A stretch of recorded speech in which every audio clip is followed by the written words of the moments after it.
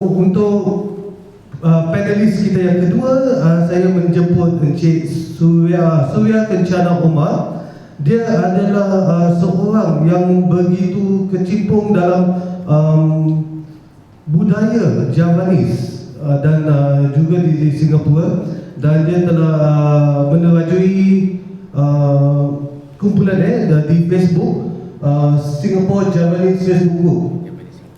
Okay, Javanese Singaporean Facebook Group, and okay, dia juga telah banyak bergiat dalam aktiviti seperti Javanese Diaspora Network Events. Tak salah, ini adalah satu sesi bersama dengan kaum Javanese, bukan di Singapura sahaja tapi di rantau, ya? Bukan di rantau, di mana? Di Netherlands, di Suriname. Oh, di Netherlands dan Suriname. Oh, seluruh dunia. Okey. Okey, Encik Surya juga kini telah cuba memperkenalkan budaya-budaya kaum Java dan juga ekonomi sistem mereka dengan pelbagai aktiviti, dan dia juga adalah seorang pensyarah di NUS, dan dia telah menjemput ramai anak muridnya dan dia punya pengikut untuk mengenal lebih dengan kaum Java. Jadi saya memperkenalkan Encik Surya Kencana Omar untuk memberi hujan-hujan yang kedua. Terima kasih Tuan Moderator. Terutama sekali terima kasih kepada RBU kerana mengundang saya ke sesi ini untuk berkongsi tidak banyak sedikit tentang pandangan saya tentang hujah hari ini, iaitu hanya apabila orang Melayu berjaya barulah bahasa kita hidup. Okay. Selamat petang dan salam sejahtera kepada para panelis yang ada, hadirin yang saya hormati di Dewan ini dan juga di mana-mana saja melalui platform lain. Assalamualaikum warahmatullahi wabarakatuh. Secara kebetulan beberapa minggu yang lalu saya diundang untuk memberi pandangan saya tentang kedudukan dan status bahasa Jawa di Singapura. Ya, dan dalam perkongsian itu saya membentangkan bahawa bahasa Jawa sudah tidak lagi sering ditutur atau ditutur di rumah dan sebagai bahasa seharian. Ada beberapa, dan nasib ini juga sama dengan bahasa-bahasa warisan atau yang dianggap sebagai heritage language seperti bahasa Banjar, Minang, Boyan dan sebagainya. Kerana beberapa sebab, di antaranya ialah kehendak masyarakat kita sendiri untuk menjadi Melayu. Seperti mana saya bertanya kepada ibu saya sendiri, "Mak, kenapa tidak bercakap Jawa dengan saya? Kenapa cakap Melayu? Kenapa bila kita semua sudah bangun, mak dengan makcik, pakcik semua dah tak betul-betul dalam bahasa Jawa lagi?" Dan jawapan ibu saya sangat tepat sekali, kerana mak nak kau jadi Melayu. Dari situ saya dapat menangkap bahawa bahasa itu jiwa bangsa dan masyarakat. Dan jika kita tidak hidup, kalau kita tidak hidup atau berteruskan berbahasa Melayu, mungkin bahasa Melayu nasibnya sama seperti bahasa-bahasa rantau yang kita ada di sini. Sudah tidak ditutur lagi, sudah tidak diberi tekanan atau emphasis kepada bahasa itu sendiri. Apa yang ingin ketika saya diundang untuk memberi pandangan saya, pada mulanya saya ingin memberi sikit ekstrak daripada satu ceramah yang saya berikan pada mahasiswa-mahasiswa di NUS yang bertajuk Ratchet in Their Own Society, di mana saya membentangkan bahawa di sebalik berbagai program-program bantuan atau habuan yang ada yang akan diberikan kepada masyarakat yang memerlukan, kenapa masih masyarakat kita tidak maju seperti yang kita inginkan. Dan di ceramah itu saya memberikan beberapa faktor yang mungkin dapat kita golongkan sebagai faktor yang boleh menentukan kejayaan, kerana dari tentang kejayaan. Dan faktor-faktor itu terdiri dari beberapa perkara. Di antaranya ialah perkara seperti social capital, seperti hidden curriculum, seperti rangkaian keluarga atau rangkaian bisnes dan ekonomi dan sebagainya. Tapi ketika saya memikirkan lagi tentang tajuk yang apa kita ingin berbincang hari ini, saya memikir juga, adakah kita perlu berjaya untuk menghidupkan bahasa? Atau melalui bahasa kita boleh berjaya? Kerana walaupun bahasa Melayu merupakan salah satu bahasa yang kita gunakan di Singapura, dan ke mana saja kita pergi di merata tempat di Singapura, kadang-kadang kita boleh lupa, masihkah Melayu wujud di tanah air ini? Kerana di mana-mana kita lihat papan tanda, signboard apa semua, jarang ada dalam bahasa Melayu. Jadi kalau kita memikirkan tentang landscape budaya, adakah Melayu masih wujud di Singapura ini melalui landscape budaya, kecuali di tempat tertentu seperti Geylang Serai, Kampung Gelam dan sebagainya. Jadi dari pergi sekitaran atau environment, adakah bahasa Melayu wujud?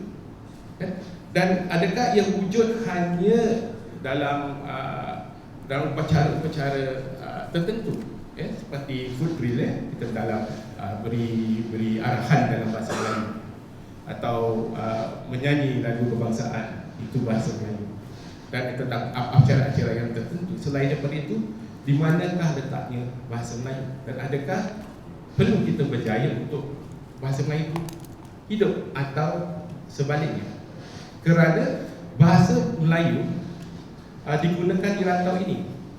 So, sebagai contoh diri saya sendiri, saya tidak begitu fasih dalam bahasa Melayu, kerana selama ini kegiatan yang saya libatkan diri atau di mana saya kerja kurang menggunakan bahasa Melayu. Tapi kebelakangan ini, kerana ada projek-projek kerjasama yang saya ada dengan pihak-pihak di Malaysia dan di Indonesia, saya lebih kerap menggunakan bahasa Melayu dan juga bahasa Indonesia. Dan tambah lagi kerana saya lebih melibatkan diri dalam meningkatkan awareness tentang budaya Jawa, saya sudah mulai belajar bahasa Jawa kembali. Dan jika kita mengikut secara historis, bangsa Melayu masyarakat kita ini asalnya bukan semuanya Melayu. Ada orang Goyang, ada orang Jawa, ada orang Minang. Dan untuk mengambil bahasa Melayu itu sebagai bahasa itu, ibunda itu satu tahap perubahan. Satu tahap perubahan. Dan mungkin kerana budaya itu, bahasa itu ada kaitan dengan budaya. Jika kita bercakap bahasa Melayu dan memikirkan apakah asal-usul budaya kita, mungkin ada sesuatu yang tidak ada hubung dan tidak ada perkaitannya. Kerana kalau saya Jawa, bahasa Melayu macam itu bukan bahasa orang Jawa. Jadi itu mungkin salah satu masalah yang diperoleh. Namun itu, apa yang saya dapat belajar daripada nenek moyang kita, ibu bapa kita, ialah mereka sanggup untuk ketepikan identiti seperti Jawa untuk menjadi orang Melayu dan berusaha supaya anak-anak mereka berbahasa dalam bahasa Melayu. Kerana kefasihan dalam bahasa Melayu itu menjadi identiti atau peribadi Melayu. Jadi apa yang saya ingin ketengahkan itu, selain daripada apa yang Cik Mangkuri sudah bentangkan, ialah ada juga tanggungjawab kita sebagai ibu bapa, sebagai perseorangan, untuk bertanya, adakah bahasa Melayu itu sesuatu yang kami ingin wujudkan atau majukan dan untuk diwarisi kepada anak-anak kita. Kerana itu penting. Dan kepentingan itu bermula dari keluarga sendiri. Berapa ramaikah keluarga Melayu kita sering berbahasa Melayu dalam sekitaran keluarga. Untuk keluarga saya, kita cuba sebanyak mungkin dan menggalakkan anak-anak kita juga mengambil program seperti Malay Elective Program supaya mereka dan berkecimpung dalam budaya Melayu. Kerana dengan budaya Melayu itu mereka dapat membiasakan diri dalam bahasa Melayu.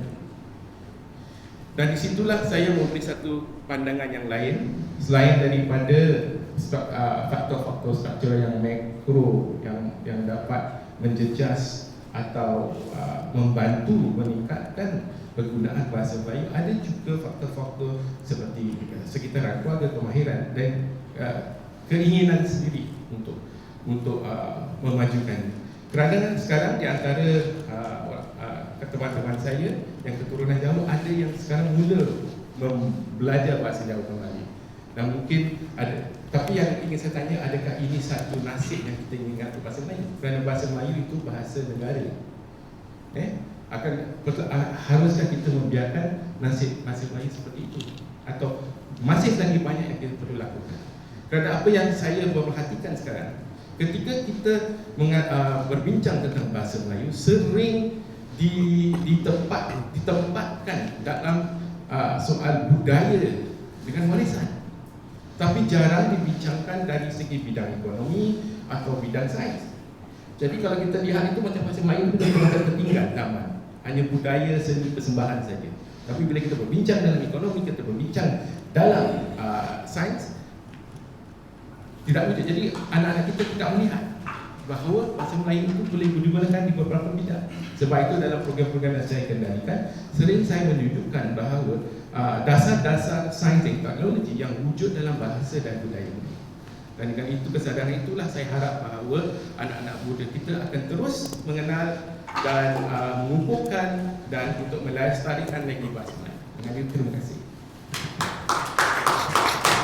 Okey, terima kasih Encik Surya dengan hujah-hujah beliau mengenai pembahasan bahasa Melayu dalam pembilang bangsa. Pasal di Singapura ni kita ada ramai bukan sahaja bahasa Melayu saja, orang Jawa, Bugis dan juga Boyan. Saya sebenarnya orang Boyan. Sampai sekarang saya masih tak boleh bahasa Boyan. Dia tak Melayu pun hilang. Itu nanti dalam Melayu pun hilang ya.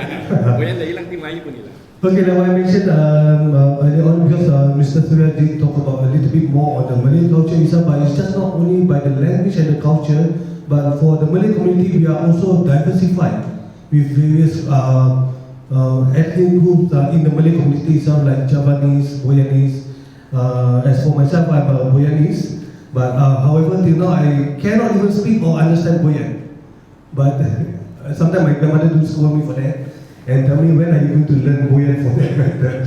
Yeah, because if we are too, how should I say, familiarized with Malay language since the academic days itself, so that's why I think slowly as time goes by, if you are more converse and deals in English, you know, our children and generation may even forget totally where our roots come from, like what we mentioned by Mr. Davan earlier on the roots of Malay.